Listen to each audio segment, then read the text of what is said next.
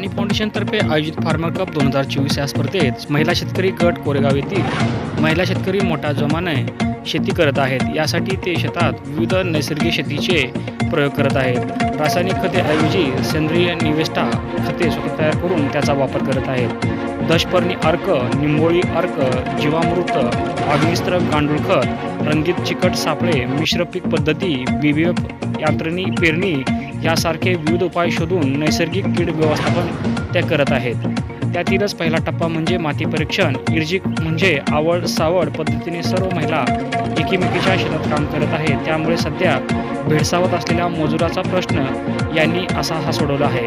हे एक आदर्श उदाहरण सर्व शेतकऱ्यांना जगदंब महिला शेतकरी गटाने घालून दिलं आहे। या गटामध्ये 12 महिला शेतकरी असून सर्व गावच सेंद्रिय शेतीकडे वाटचाल करत आहे। त्या अनुषंगाने 19 गटातील 290 महिलांनी प्रत्येकी 1 एकर शेती सेंद्रिय करण्याची शपथ घेतली आहे।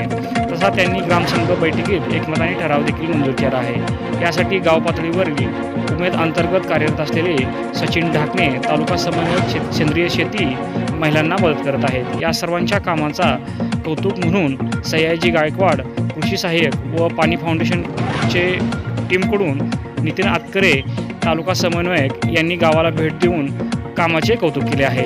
पुढील ते मार्गदर्शन करत आहेत।